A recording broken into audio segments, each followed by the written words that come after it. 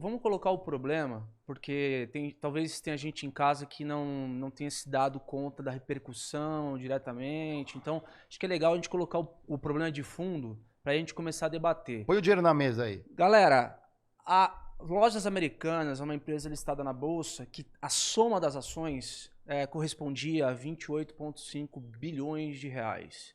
De um dia para o outro, ela passou a valer 2,5. Por quê? Porque no último, um database de 30 de nove de 2022, as Lojas Americanas tinham feito ainda um relatório onde reportava um faturamento de 12,9 bi e um EBITDA, que é o lucro operacional ali, o lucro operacional de 2,5, 2,7 bi.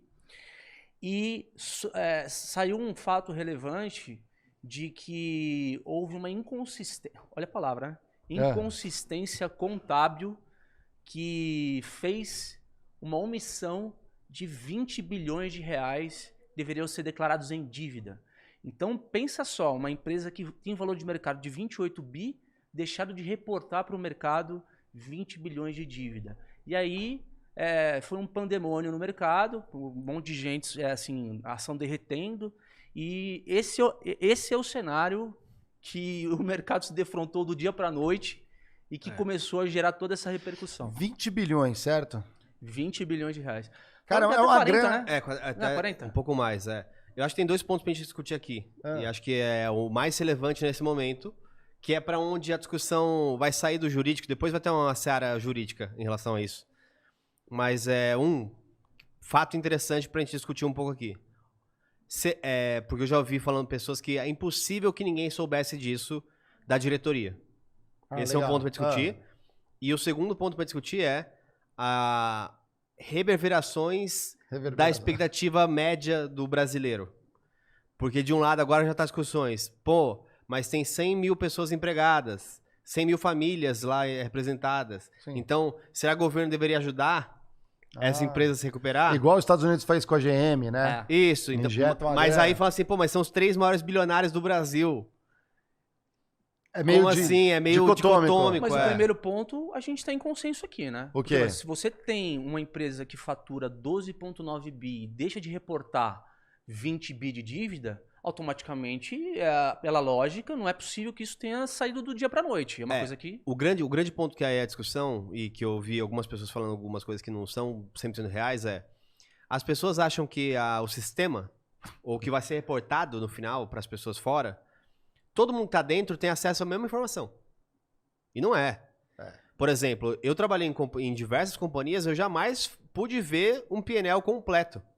Você vê segregações do que é aquela tabela de lucro e de prejuízo, mas você não tem a consolidação de impostos, Então, assim, se existia consciência sobre esse tamanho de rombo, eu chutaria que não tem mais que 10 pessoas que sabiam disso de fato.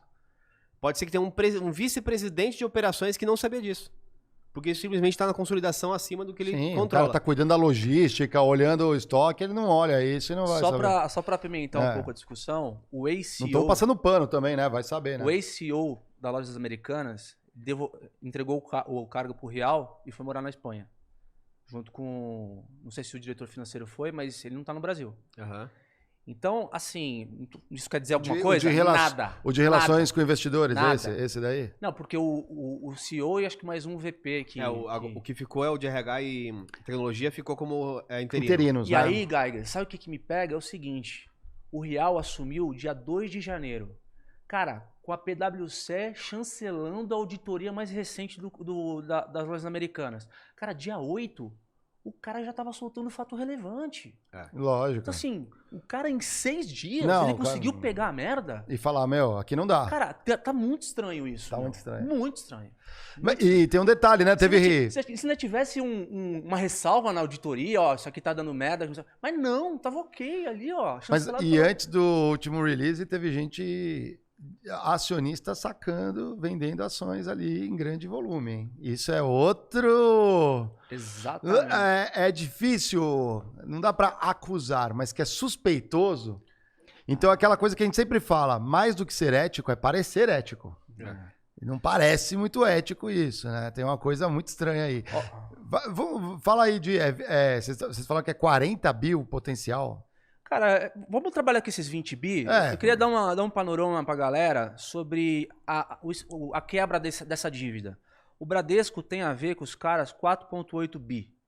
Santander, 3,7. Itaú, 3,4. Safra, 2,5. BTG, 2.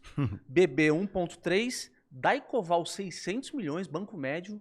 Nossa. É que o Daicoval e o BTG fazem o sacado. É que esse giro, né? É o sacado, comum, né? O Bradesco também não faz o sacado com eles? Faz também. Aí vem BV e Banco ABC. São os credores. São os credores. E fora quando eles intermediam a relação com investidores, certo? Exatamente. Porque tem os fundos que eles administram para a galera que compra ação das americanas. Exato. E aí eu fico me perguntando o seguinte, cara. Eu tive o cuidado de entrar no site das lojas americanas, depois que saiu a notícia no mercado. Quando você entra no site, lá no release, na parte de relações com investidores, você pode encontrar toda a parte de conselho de administração. Os caras têm conselho fiscal, comitê de auditoria. Os caras têm transparência ali das políticas que a empresa segue, sabe? Uhum. E não conseguiram pegar 20 bilhões fora, dentro do balanço, que estava reportado como dívida. Olha só. Eu acho que uma coisa que contou muito contra, né? Porque em algum momento existiu ali uma ventilação de práticas de mercado. Bom, se é prática de mercado, hoje ou até hoje, já teriam se descoberto isso nas outras empresas, que não foi verdadeiro. Uhum. Tanto que hoje as ações da Magazine Luiza, por exemplo, subiram, porque acho que primeiros olhares ali em relação ao balanço, sim, tá tudo ok, então opa, isolou ali um problema isolado. Mas, o que se faz agora, né? Porque, de fato, se todos os bancos travarem os dinheiros, os saldos, isso foi a pauta de hoje, né? Até você trouxe uma liminar, foi isso? Uhum. A gente vai colocar agora já? Quer colocar, Pedrão? O quê? Não, mas explica o... É que tem mais coisa, Então vamos com pedacinho.